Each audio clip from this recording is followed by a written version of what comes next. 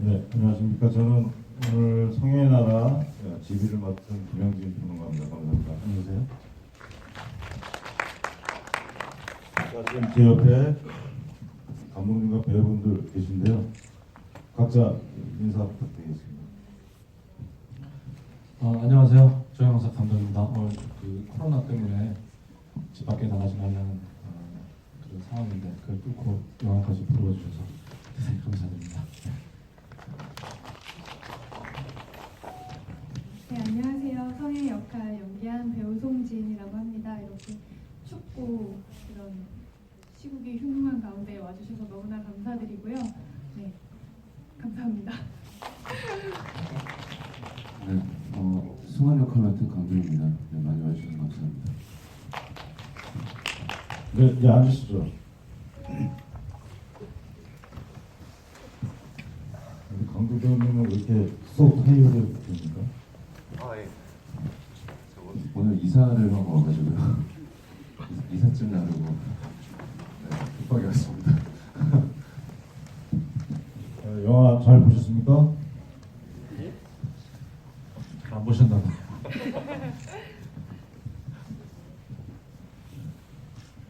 이 영화는 2년 전에 전주국제영화제에서 대상을 수상한 작품이고요. 제가 그때 그 영화제에서 그 프로그래머로 일을 하고 있어서 각별한 인연이 있습니다. 그래서 오늘 개봉한 게 별로 남일 같지 않고 매우 기쁘게 생각합니다. 근데 꽤 오래 걸렸습니다, 그죠? 그 이후로 성수적이지만 소회를 한번 여쭤볼게요. 직장에서 관객들을 만나는. 예, 그 개봉까지 2년 걸리면서 2년 더 걸렸죠. 어렵게 극장에 걸어서 사실은 또 그리고 이게 영화가 올라가기까지 또 많은 분들이 도움을 주셨어요. 저희가 선물 같은 것도 진행해서 많은 분들 후원도 받고 또 주변의 마음들 도와줘서 이게 올라왔기 때문에 더 많이 좀 기쁘고 좋습니다. 근데 좀 아쉬운 게 코로나가 이런 때 어쨌든 그래도 좀 영화들을 많이 주변에 좀 알려주셨으면 더 감사하겠습니다. 우리 또 배우님께도 여쭤볼게요. 우리 송 배우님 이 영화 첫 주연자, 네. 그죠? 굉장히 뜻깊은 작품일 텐데 그렇죠. 말씀 좀 해주세요. 네. 벅차오르는. 네, 사실 너무나 영광스럽고 너무 기쁜 일이고요. 제가 몇 번 감독님한테 말씀드렸다시피 사실은 제가 주인공한 영화를 가지고 영화제에 갈 수 있을까 이런 생각도 했었고 또 영화제에 초청받은 다음에는 상 같은 건 사실 저희가 기대해 본 적이 없는데 또 상도 받고 이렇게 개봉까지 하게 돼서 너무나 감개무량하고요. 정말 기쁩니다. 솔직히 찍을 때는 어땠어요? 찍을 때요? 고난의 행군이 있을 것 같은데 네, 찍을 때는 너무 어땠습니까? 힘들었죠. 이때가 2017년 12월에 정말 추웠던 겨울인데 그때 찍었거든요. 그때 영화가 120분인데 7회차 동안 찍어서 좀 여정이 다들 힘들기도 했고 열악하기도 했고 근데 이제 잘 만들어서 어떻게 전주 영화제 출품은 해보자 이런 목표로 다들 했거든요. 근데 너무 기뻤죠. 처음에 초청 받았을 때. 참 이상한 분들이야. 뭐 어디다 대고 전주영화제 출품을 해보자고 자기들 마음대로 막 코스를 정해놓고 그런 것도 있어. 제가 처음에 저한테 이제 출연 제의하시고 본인의 목표는 전주 영화제 출품이다 하셨을 때 정말 속으로 저도 웃었거든요. 감독님 좀 깨세요. 저랑 같이 어떻게 가요? 그러니까 다른 훌륭한 배우들이 많은데 저랑 하시면 좀 힘들지 않을까 그런 생각도 했고 저 역시도 또 내가 또 속는다 속아 하면서 출연하기도 했고 근데 너무 좋죠. 지금. 우리 강도 배우님도 말씀해 주시죠. 네, 저도 뭐 비슷한 입장이었고요. 뭐 그때 이제 이 영화의 뭐 예산과 이제 7회차라는 하여튼 그런 여러 가지 열악한 상황이 있었어요. 그랬는데 어떻게든 그냥 영화만 완성이라도 해보고 뭐 영화제 전주 한번 내보고 정말 되면 감사하겠다 뭐 이런 마음이었는데 지금 또 김용진 프로님 계시니까 그때 대상 받을 때 생각이 갑자기 나네요. 막 뒤에서 저희가 막 이상한 괴성을 지르면서 정말 너무 기뻐했었거든요. 네, 하여튼 정말 기적 같은 일이 일어나서 대상까지 받았고 이렇게 또 개봉까지 한다라는 게 솔직히 정말 신기하고 정말 너무 감사한 것 같아요. 네, 여기 극장에서 이렇게 지브이까지 할 수 있다는 사실만으로도 너무나 감사한 것 같고, 네, 감개무량합니다 진짜. 네. 이 영화는 물론 대상을 받긴 했지만 이상하게 제 생각보다는 덜 주목받은 영화라고 생각이 드는데 그래서 참 도전을 뚫고 정말 재수가 없나 하면 또 상도 받고 뭐 이런 거 개봉 못하는 건가 하면 또 개봉도 하고 그래서 아주 즐기게 계속 나아가는 영화라는 생각이 드는데 참 이상한 것 같아요. 이거 약간 뒷얘기로 하자면 처음에 100몇십 편이 이렇게 막 출품 신청작들이 와 있는데 크로스로 막 체크를 하거든요. 저는 제가 보고 있고 팀원들도 보고 있고 크로스 체크를 하는데 이걸 안 올렸더라고요. 그 최종 몇 편의 프로젝트 이거 왜 안 올리냐 그랬더니 뭐 어쩌고저쩌고 얘기하는데 왜 안 올렸어 이거 뭐 올렸거든요. 그 뒤로 또 전종의 성탄 이후로도 왜 그런지 모르겠는데 이상하게 덜 거론이 되더라고요. 그래서 난 너무 이상하다. 근데 뒷얘기지만 그때 심사할 때 보면 그 카를로 주아리 프로그램 출신 그 심사위원이 굉장히 강력하게 이 영화를 밀었단 말이에요. 이게 좋은 영화라고. 그러면 되게 국제적으로도 불법도 한데 뭐 이런 생각이 들면서 항상 그 저기 응원하는 마음이 있었는데 왜 좋다는 생각이 들었냐면은 이 영화가 그 요즘 한국 독립 영화에 굉장히 많은 그 흔한 소재를 다루고 있어요. 그래서 편의점 나오면 저는 약간 뜨끔하거든요. 또 편의점 나오나? 미치겠다. 주인공이 항상 편의점이라는 그 세팅이 굉장히 많이 나와가지고 이거 또 어떻게 고난의 시간을 견디나 이렇게 생각했는데 굉장히 빨려 들어갔어요. 영화 처음 한 15분 동안. 그 왜 그런가 하면은 다른 극영화에서는 보면은 그 소구하는 시간과 공간 별로 극적으로 중요하지 않다고 생각하는 것들 다 잘라내는 그런 것들을 가지고 영화의 주된 호흡으로 밀고 가고 있거든요. 저는 그게 굉장히 놀라웠어요. 그게 굉장히 현대 영화적인 호흡을 갖고 있다. 그래서 영화 처음에 시작하면은 그 건강해지려고 사람들이 막 그거 하는데 성애가 이게 다 보지 않습니까? 자기는 좀 아닌데 이제 오래 건강하게 살겠다고 하는 그래서 그런 세상을 한번 싹 보잖아요. 자기 마음에 미친 세상을. 근데 그 다음에 의사를 찾아가는데 의사가 뭐 위해준다고 얘기를 하는데 정말 하나도 도움이 안 되는 얘기를 하지 않습니까? 뭐 스트레스 뭐 어쩌고 뭐 이런 거 하나도 도움 안 되는 얘기. 그 다음에 이 주인공의 노동의 일상을 아주 진중하게 계속 보여주는데 그렇게 그런 사람들의 충고가 전혀 도움이 안 되는 그녀의 삶을 쭉 밀고 가는데 저는 거기서부터 굉장히 이 영화 좋게 생각이 됐거든요. 요즘 영화 치고 이렇게 영화적으로 이렇게 밀고 나가는 영화 별로 흔치 않다. 끝까지 그걸 관철시키는 그 호흡이 흔치 않다 이렇게 생각을 했고 더 놀라운 건 그 전작을 제가 봤었어요. 여수 밤바다라고 또 전혀 틀려요. 그 스타일이. 그래서 이 정형석 감독한테 뭐가 왔나? 두 번째 영화 찍을 때 이런 생각이 들고 그 제작 과정이 굉장히 궁금했어요. 왜냐하면 그거 현장에서 그냥 찍는다고 해서 되는 게 아닌데 상당히 호흡이 좋았던 것 같고 뭐 그런 얘기를 좀 해주세요. 그 어떻게 준비를 하셨고 배우분들하고. 지금 말씀하신 그 호흡 부분이 사실은 개인적으로도 어렵긴 했어요. 왜냐하면 이렇게 끌고 가는 게 이게 맞나? 저 스스로도 좀 약간 걱정도 됐고 요즘 관객들한테 이런 호흡이 먹힐까? 왜냐하면 영화를 여수 앞바다 때도 그렇고 만들고 나서 주변으로부터 제일 많이 들은 얘기가 잘라라, 길다, 지루하다 이런 얘기 참 많이 들었거든요.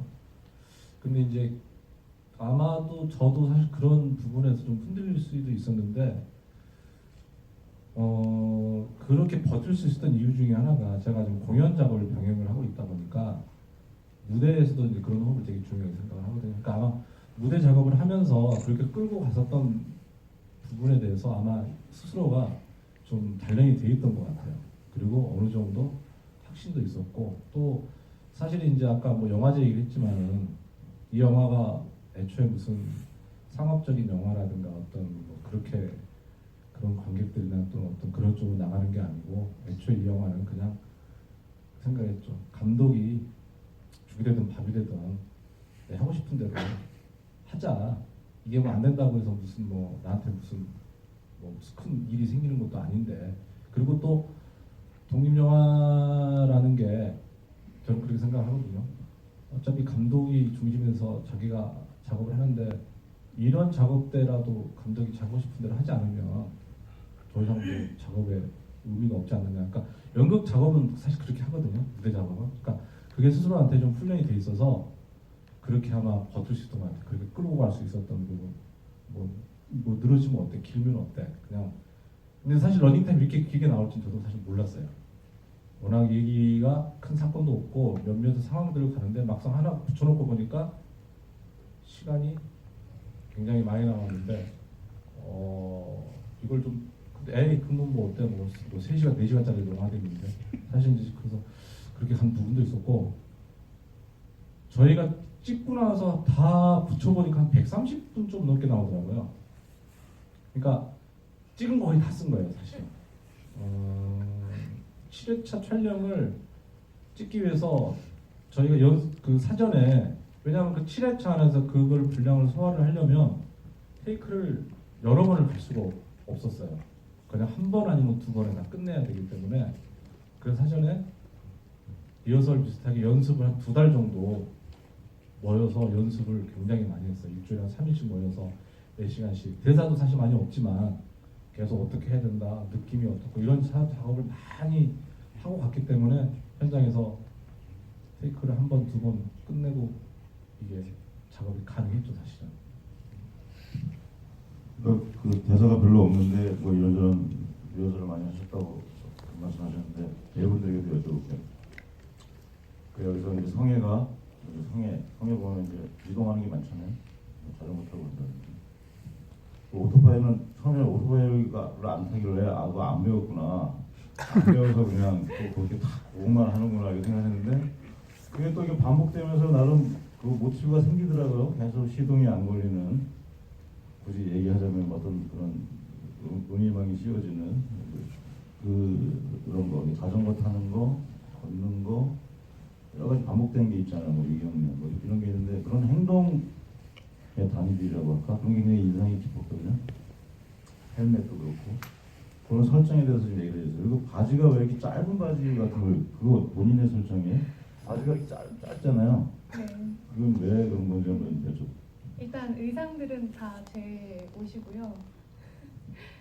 그 처음에 저희가 이제 열악하다 보니 따로 의상팀이 없고 가지고 있는 옷 중에 성애랑 어울릴 만한 옷이 있는지 한번 맞춰보자 하고 감독님께서 말씀하셔서 저도 제 옷 중에 제가 지금 입는 옷들은 아니고 좀 오래된 옷들, 좀 몇 년 전에 입던 옷들, 근데 버리지 않은 옷들을 가지고 와서 근데 감독님 저 입을 만한 옷이 없을 거예요 라고 했는데 보고 다 너무 딱이라고 좋아하시는 거예요. 근데 좀 그렇게 이게 후진가? 이 생각이 들긴 하더라고요. 그래서 제 옷이 참 후져서 마음에 들어 하셨고 그리고 바지도 사실은 제가 촬영을 앞두고 바지는 이제 촬영장이 좀 추우니까 기모 바지를 하나 인터넷으로 주문을 했는데 이게 잘못 사가지고 좀 짧은 게 왔어요. 왔는데 그 짧은 것까지 너무 완벽하다고 좋아하시더라고요. 좀 더 가난해 보이고 뭐 제가 운동화도 저게 메쉬로 된 소재라서 발이 너무 시려웠는데 그것조차도 다 마음에 들어 하셔서 참 다행이었고 뭐 오토바이 같은 경우도 사실 이제 극중에 신문보급소 알바를 하니까 배우기는 했는데 이게 저희 현장이 참 열악하다 보니까 신문보급소 촬영을 하기로 한 날 밤에 이제 갔는데 분명히 우리 촬영하기로 얘기 때까지 있고 허가를 받았는데 가니까 문이 닫혀져 있더라고요. 그냥 안 오셨어요 그분들이. 그래가지고 급하게 다른 보급소를 이제 현장에서 찾아가지고 새벽에 갔는데 거기 있던 오토바이를 써야 되는데 이게 제가 배운 그 간단한 그 자동 오토바이가 아니더라고요. 그래서 그것도 또 그냥 끌고 가는 식으로 이제 이렇게 다 좀 현장에서 많이 도움을 받았고, 현장이 좀 열악하고 힘들었던 게 제가 연기하는데 사실 많이 도움을 받은 것 같기는 해요. 좀 제가 막 촬영 이렇게 영화 보시면 제가 막 좀 끙끙 앓는 소리도 내고 막 신음소리 너무 인상적이었어요. 응? 네, 좀 막 에이씨 막 이러고 이러는데 이게 사실은 좀 속에서부터 깊이 우러나긴 하더라고요. 그런 것들이. 그래서 좀 많이 네. 1, 2회차 찍고 나서 그걸 영상을 보는데 나올 때마다 A씨 걸어가지고 그걸 도저히 그래서 다시 그랬어. 그거 좀 참으라고 A씨 하지 말라고. 너무 자연스럽게 뭐만 하면 A씨가 저절로 너무 나오는 거야. 나중에 편집실 갔을 때 갑자기 생각나서 웃었는데, 근데 감독님이랑 이거 영화 편집할 때 여러 번 같이 갔었는데 처음부터 끝까지 A씨를 하셔가지고 A씨가 한 100몇 번 정도 나오더라고요. 그래서 그거를 이제 이걸 줄여야 된다, 걸어내야 된다 막 이랬던 기억이 갑자기 나네요. 정말 모든 씬에 한 100몇 번을 A씨를 하셨던 것 같습니다. 실제로 많이 걷어낸 거군요. 그러면. 엄청나게. 우리 강두 씨에게도 여쭤볼게요. 아주 그 인상적인 역할을 하셨는데 첫 등장 애인한테 순대 어렵게 사왔다고 해서 자기가 먹으면서 하는 거기서 완전 캐릭터가 그냥 빡 잡히는, 모텔에 가서도 그렇게 궁시렁대고 그 앞거는 그 헤어질 때 딱 나가는데 먹고 가 하면 다시 들어오는 거기서 아주 화렴전정이었는데, 근데 문제는 밉지가 않다는 거예요. 나중에 보면 그 눈치가 좀 없긴 하지만 굉장히 어떤 선의가 있는 인물이고 이런 굉장히 캐릭터가 잡히는 인물이었다는 생각이 듭니다. 본인은 캐릭터에 대해서 어떻게 생각하셨는지, 어떻게 준비를 하시고 실행하셨는지 좀 여쭤보겠습니다. 갑자기 그거 말씀하셔서 생각이 났는데, 어떻게 보면 그 승환이라는 캐릭터가 좀만 과하면 굉장히 너무 밉상이겠다라는 생각이 들었어요.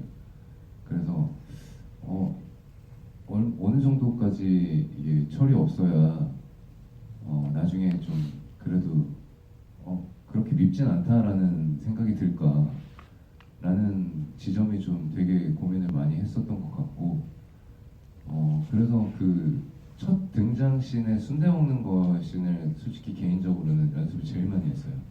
그 대사 연습이나 동선이나 이런 것들이나 순대 어떻게 먹을 것인가 이런 것들에 대한 고민을 이제 좀 제일 많이 했었던 것 같고, 거기서부터 이제 좀 모텔 씬 같은 경우도 좀만 잘못하면 정말 X 새끼 막 이런 욕이 나올 것 같은 캐릭터였기 때문에 어느 정도까지 할 것인가에 대한 고민을 좀 많이 하면서 캐릭터를 만들었었던 것 같고, 의상 같은 경우도 그냥 저도 다 제 의상이고 패딩 같은 경우는 한 20년 입은 패딩인데 머리털이 이렇게 쭉쭉 빠지는 패딩이어가지고 지금은 못 입지만 하여튼 그런 의상 같은 경우도 이렇게 평소에 계속 입어가면서 좀 캐릭터를 좀 어떻게 몰두하려고 좀 준비를 했었던 것 같습니다.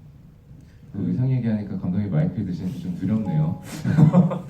아니 의상은 마음에 들어요. 왜냐면은 너무 그 자세 좋았던 게 첫 그 리딩 때부터 그 영화 속에 나온 튜닝 의상을 정말 끝까지 입고 나와가지고 나중에 좀 지겨울 정도로 보기 싫을 정도로 그거를 계속 입고 다녔어요. 좀 2달 촬영장까지. 의상 문제가 아니라 사실은 그 모텔 씬에서 약간의 유일하게 이제 다 호흡이 잘 맞았는데 약간의 이제 그 밀고 당기게 했었던 게 그 베드 씬. 저는 사실 더 노출을 더 시키고 싶었거든요. 좀 더 시원하게 벗어라, 더 벗고 좀 이렇게 좀 상체 완전히 노출해서 그거로 사실은 밀고 당기를 굉장히 많이 해서 그나마 합의 본 게 어깨 정도 노출하는 걸로 합의를 보는데 좀 그게 아쉬워요. 조금 더 흥행에 도움이 됐을 것 같은데.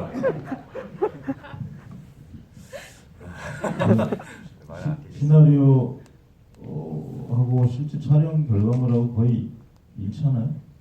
다 있었던 시나리오 있는 대로 한 건가 아니면 현장에서 조금 뭐 회차가 얼마 안 되긴 하지만 현장에서 이렇게 아까 말씀하셨듯이 우연과 어떤 그런 거에 의해서 누가 이렇게 바뀌어가는 부분이 있었나요? 네, 그러니까 그런 경우가 꽤 많았던 것 같아요. 왜냐하면 저희가 로케이션이 중간에 어긋나는 경우가 굉장히 많았어요. 사실 첫 씬하고 엔딩 씬도 사실은 처음에 시나리오 구성했던 거에서 좀 벗어난 거예요. 사실은 원래는 애초에 계획은 첫 씬과 엔딩 씬이 이제 자전거와 강아지와 이게 나오는 그림이었는데 촬영지가 어린이대공원에서 이제 그걸 했는데 허가를 못 받은 거예요. 어린이대공원에서 자전거, 강아지 출입이 다 안 된다. 그래서 어쩔 수 없이 찍긴 찍어야 되는데 이거 어떻게 되지 해서 고민을 하다가 그러니까 사실 그 농구를 하거나 운동하시는 분들의 그림은 처음에는 그렇게 딱 정해져서 하려고 했던 건 아니에요. 여러 가지 그림을 담으려고 했었는데 일단 그럼 그림을 담읍시다. 일단 현장에서 이것저것 담고 그래서 성에 급하게 이제 좀 앉혀놓고 그러니까 현장에서 만들어진 사실 그 그림인 거예요. 그 자신 그리고 엔딩에 자전거를 타고 쭉 달려가는 그 그림도 사실은 조금 구상하고 좀 달랐던 부분이 있었고 그 신문 보고서 신도 사실은 이제 아까도 말씀드렸지만 너무 30분만 허락을 받은 거거든요. 거기서 찍을 수 있게끔. 근데 그 시간에 실제로 이분들이 새벽에 나가야 되는 상황에서 저희가 촬영을 해야 되기 때문에 그냥 우격다짐으로 찍다시피 하는 거니까 그러한 즉흥적인 상황들이 좀 몇 번 있었죠. 그런 상황들이 예기치 못했던 상황들이. 그러니까 영화가 보면은 이렇게 겉으로는 심심해 보이지만 굉장히 텐션이 있고 근데 텐션이 있는 이유가 그래서 뭔가 반복이 되는데 그게 어떤 두텁게 뭘 형성하면서 간단 말이에요. 예를 들면 그 성애가 이러다가 그 문자 보내잖아요. 오빠 죽지 마. 그런데 또 며칠 다음에는 본인이 공항 내에 발작이 오고 뭐 이런 식으로 아까 얘기했던 자전거 승하차도 마찬가지고 오토바이도 마찬가지고 계속 그런 식으로 뭔가 그 반복과 대조 같은 게 계속 층층이 있거든요. 그러니까 뭐 모텔 나오고 나서도 뭐 잠깐 짧은 장면을 애결차게 딱 보면서 잠깐 자기 없는 삶을 상상한다든가 이런 그래서 저는 그냥 관전자 입장에서 그게 굉장히 궁금했어요. 저기 현장에서 만든 건가 어느 정도 그 뼈대가 있었던 건가 이런 게 굉장히 궁금했습니다. 그거는 애초에 처음 의도하는 거죠 사실은. 그거 지금 말씀하셨던 그런 쌓아나가는 그런 장면들은 이제 거의 의도가 됐던 부분인 거고 왜냐하면은 이걸 시나리오 쓰면서 굉장히 이제 고민을 많이 했어요. 성의 일상을 만들어야 되는데 이 일상을 하루에 24시간을 어떻게 이 일상을 이렇게 이 사람이 살아갈까 이제 하면서 제가 저 때의 경험과 또 제가 주변에 봤던 젊은 친구들의 이제 지금 일상이나 이런 걸 쭉 보면서 그 시나리오 단계에서부터 이렇게 하루 24시간 쪼개서 이렇게 해 나갈 거라는 거를 이제 의도해서 만들어가는 시기죠. 배우분들 시나리오 우리 정영상도 시나리오 읽었을 때 어땠어요? 느낌? 어떤 느낌으로 수락하시고 임하시는 거예요? 지나간 얘기지만. 저는 처음에 이제 시나리오 없이 처음에 감독님을 만났고요. 신호비 한 5줄짜리 정도 이제 신호비였고 근데 이제 간략하게 성애는 이런 친구고 이런 일이 생겨서 돈을 받아서 이런 선택을 할 거다. 선택이 이제 정해져 있는 상황이었거든요. 근데 짧았지만 그게 참 마음이 가더라고요.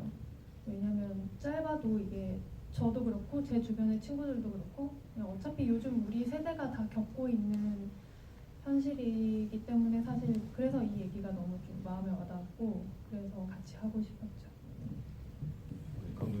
저는 처음에 이제 읽었을 때 승환이라는 캐릭터가 저 약간 나중에 들었는데 이제 제 생각을 하시면서 쓰셨다고 하더라고요. 그래서 이건 뭐 당연히 내가 해야겠다라는 너무 어떻게 보면 이런 정말 나 같은 어떤 모습을 연기로 제대로 한번 표현을 해보면 어떨까라는 뭐 그런 도전을 꼭 해보고 싶어서 이 시나리오를 꼭 해야겠다라는 생각이 들었었고, 그리고 어떤 선택에 관한 문제에 관해서는 저도 사실 굉장히 많이 생각하던 부분이 있었는데, 그 예전에 하여튼 일본 문화나 이런 것들을 보면서 우리나라 점점 그렇게 가는 게 아닌가라는 어떤 걱정을 한 적이 있었는데, 그런 부분하고 시나리오가 되게 일맥상통하는 부분이 있어서 너무 좋았고, 선택 얘기가 나왔으니까 이제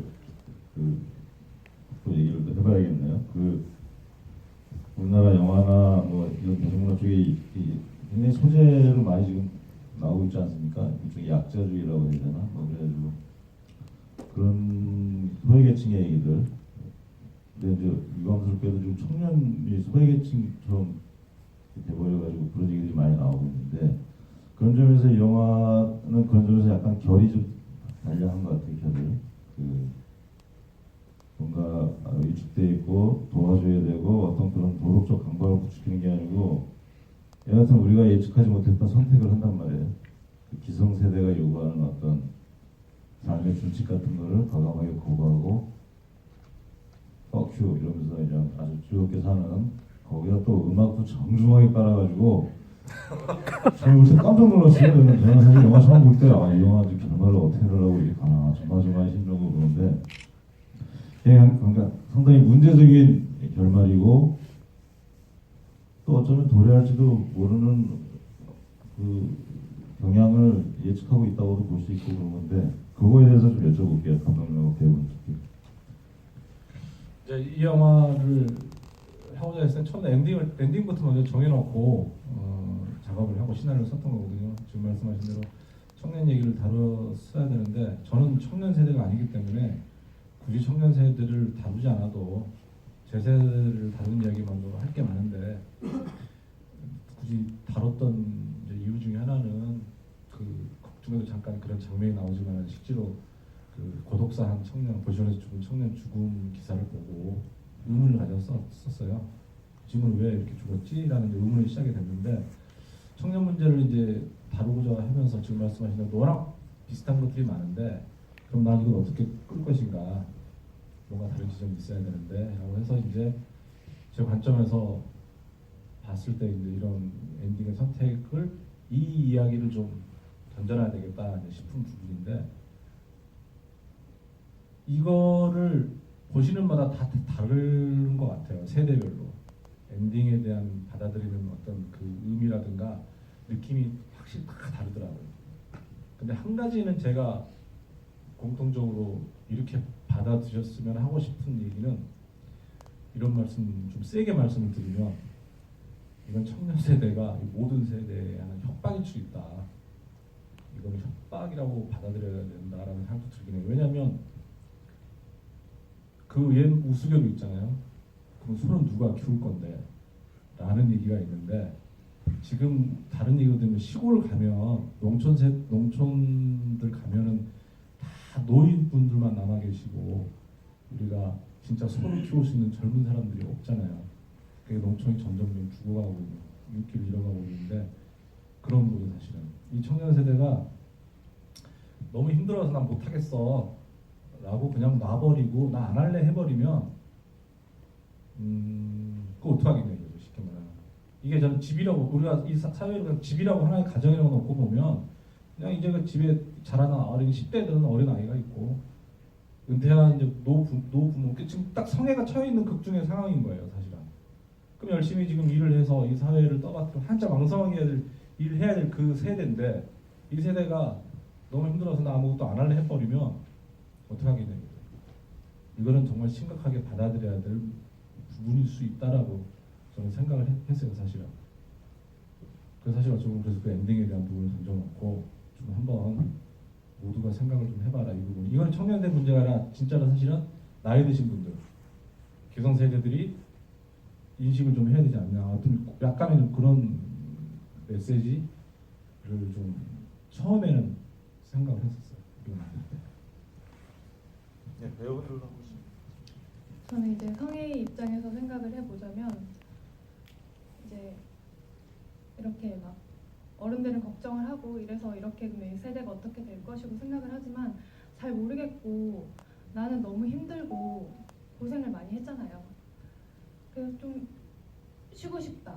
왜 꼭 뭐 우리 세대가 나아져야 되고 우리가 열심히 해야 되고 그래서 이 사회가 좀 더 좋아져야 되고 그래서 우리나라가 또 좋아지고 뭐 지구가 좋아지고 잘 모르겠고 성애나 우리는 너무 고생을 했고 그냥 이제 아무것도 안 하고 싶다 이 생각이 들더라고요. 그래서 성애가 뭐 부모님이 돌아가신 돈이니까 목숨값이라고 표현을 하는데 말 그대로 이제 그 돈을 받아서 뭘 해도 사실 그게 한편으로 진짜 행복할 것 같지는 않은 거예요. 이걸로 내가 무슨 호사를 누리든 백을 사든 공부를 하든 그 마음 한켠은 계속 불안하고 이제 불행한 마음도 들 것 같더라고요. 그래서 그냥 아무것도 안 하고 쉬는 게 성애한테는 한편에 그게 뭐 위로가 되고 좀 휴식이 될 수도 있겠다는 생각이 들더라고요. 그 성애의 선택도 처음에 이제 얘기를 들었을 때는 아 무슨 젊은 애가 그런 선택을 해? 생각을 했다가 영화를 이제 만들어진 걸 보고 여러 번 보다 보니까 좀 성애한테 설득이 되는 것 같아요. 네. 이 영화 찍은 지 이제 벌써 한 2년이 넘게 지났는데 그 사이에 또 세상이 좀 많이 바뀐 것 같다라는 생각이 들어요.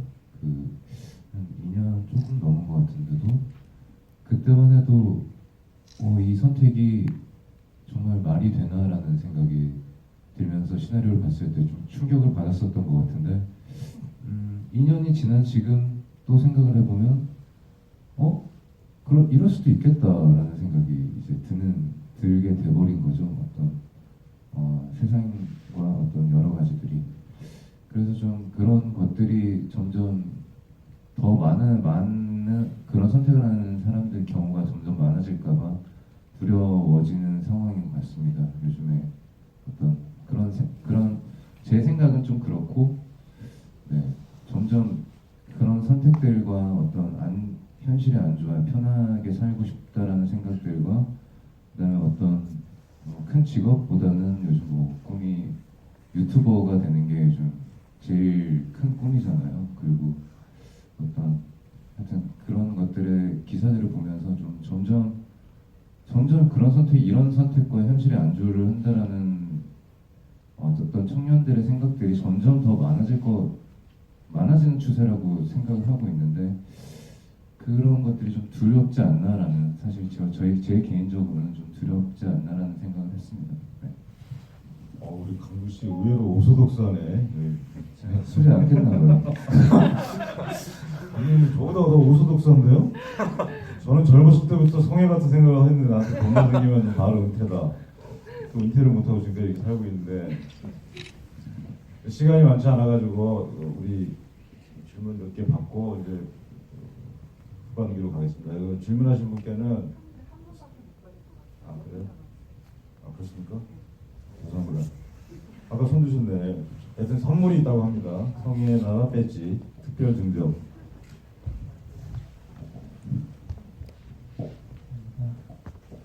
저 영화를 보는 내내 이 카메라가 한 번도 픽스되지 않았던 것 같거든요. 계속 손을 따라서 움직이고 흔들리는 듯한 느낌이었는데 이런 의도가 궁금합니다. 이제 이거는 기술적이거나 의도적인 부분인데 아무래도 이제 성애의 삶이 성애라는 사람 자체가 불안하고 삶도 불안하고 모든 것이 불안정한 성애의 이제 삶을 좀 더 영화적으로 표현하기 위해서 이제 그런 핸들이라고 하죠. 기법을 의도적으로 쓴 거죠. 그래서 그 안에서 이제 긴장감이 만들어질 수도 있고 또는 어떤 제3자가 들여다보는 것 같은 느낌이라든가 영화적 기법 중에 하나는 이제 의도적으로 그런 느낌을 주기 위해서 사용을 한 겁니다. 하나 더 넣을 수 있겠는데요? 질문? 네. 빨리 손 드셨어요. 네. 저 가운데 분. 네. 네.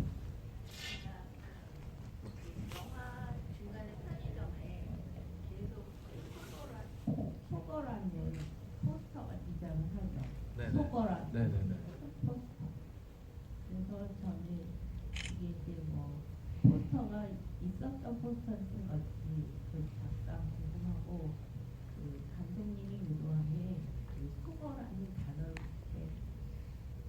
비주얼적으로 크게 그 강조하신 데는 그 속어라는 단어로 뭔가 전하고 싶은 의도가 있으셨을 텐데 그게 이제 그 20대인 성애가 이 공간 시공간으로부터 속어되어야 되느냐 아니면 내가 속어를 선택해야 하느냐 그거를 경쟁하는 질문이지. 그 찍다 보면 의도치 않은 상황들이 있거든요. 그 포스터를 처음부터 준비를 한 건 아니고 거기에 이제 있었는데 마침 그게 있었어요. 그래서 그거를 물론 떼고 가도 되긴 하는데 마침 묘하게 그게 있네요. 그래서 괜찮네 이거 씁시다. 근데 그런 케이스인 경우예요. 근데 그런 경우들이 종종 있더라고요. 예상치 않은 현장에서 이제 얻어 걸린 경우라고 해야 되죠. 그런 것들이 좀 있었어요. 그거는 뭐 의도하진 않았는데 괜찮다. 또 어제 그저께 지구에 할 때 어떤 관객분이 저는 생각지 않았는데 상해가 자전거를 타고 가는데 역주행을 했길래 그거 의도하신 거여서 의도를 안 했는데 그게 또 그렇게 해석이 될 수 있겠군요. 나중에 이제 또 그럼 써먹어야 되겠구나. 그런 장면들이 있었어요. 그 중에 하나죠. 그 눈도 그렇잖아요. 눈. 병원에 이제 성애가 그 포도도 걸었던 그런 것들 그런 운인 것 같아요. 그러니까 이런 얘기 들으면 저도 이렇게 견눈질로 많이 이렇게 사례들을 보면은 그 얻어 걸리는 부분은 항상 잘 준비한 팀에게만 와요. 영화 현장이 잘 준비한 팀에게만 얻어 걸리는 거지. 그러니까 연습도 많이 하고 그래서 하는 거지. 엉망인 팀에게는 운이 안 얻어 걸려요. 그렇게 말씀하셔야 돼요. 이게 비하인드인데 이 영화의 기운이 좋다라고 느꼈던 게 뭐였냐면 첫 촬영, 첫 씬, 첫 회차를 찍으러 가는데 병원시에서 찍었거든요. 남양주 병원인데 저희가 그 이름하고 장소를 모르고 이제 촬영을 가고 차를 타고 좌회전 딱 들어가는데 이 병원 왜 그랬냐면 그게 제가 2년인가 3년 전에 제가 단편 영화에 출연한 적 있었어요. 근데 그 출연한 그 단편 영화가 칸을 갔었거든요. 그래서 이 병원에서 이게 촬영을 해서 이 칸에 가갖고 되게 좋은 기분이 있었는데 야 우리가 이 첫 촬영지 여기서 했네? 우리도 되게 좋은 게 있을 것 같아요. 그래서 사실은 그때 모든 배우 스태프들한테 막 그런 얘기 했는데 정말 비웃었거든요. 그런데 진짜로 돼서 그래서 그 주변에다가 그 병원 추천을 많이 합니다. 좀 뭐 이렇게 하고 그 병원 가면 명당짜리다 여기. 마침 또 그 전날 눈이 엄청 또 와서 쌓여 있었던 거죠. 그 병원에. 네. 공간 기운빨을 많이 맞았구나. 네. 병원. 우리 강도 배우가 섭외해 주셨어요. 제작부장입니다. 좀 얘기를 더 하고 싶지만 이제 시간이 제한돼 있다 보니까 우리 거꾸로 이번 강도 배우님부터 마지막 인사 말씀. 네, 오늘 너무 많이 와주셔서 감사하고요. 지하철을 타고 오는데 지하철에 이렇게 빈자리가 많은 걸 처음 볼 정도로 사람이 길거리에 없는데도 극장에 많이 와주셔서 감사합니다. 그리고 제가 오늘 급하게 1인 이사를 하다가 와가지고 좀 이렇게 몰골이 좀 이런데 죄송합니다. 네, 그리고 저희 영화 이제 개봉했으니까 이제 2주차 이제 되는데 조금 더 많이 알려주셔서 그래도 손 잡으면 안 되나요? 하여튼 극장에 많이 애인, 친구, 엄마, 아빠 이런 일가 친척과 같이 오셔서 같이 봐주셨으면 좋겠습니다. 감사합니다. 사실 좀 찾아보기도 쉬운 영화도 아니고 또 여기 앉아 계시지만 이렇게 끝까지 보고 이 얘기까지 듣기도 참 쉬운 영화는 아닌데 이렇게 와주시고 얘기 들어주셔서 너무 감사드리고요. 저는 정말 여러분의 마음을 알아요. 이게 주변에 추천하기가 정말 쉬운 영화가 아니거든요. 왜냐하면 저조차도 제 자신도 제 주변에 자신 있게 보러 와라 이런 얘기를 사실은 입이 안 떨어지더라고요. 그냥 볼래?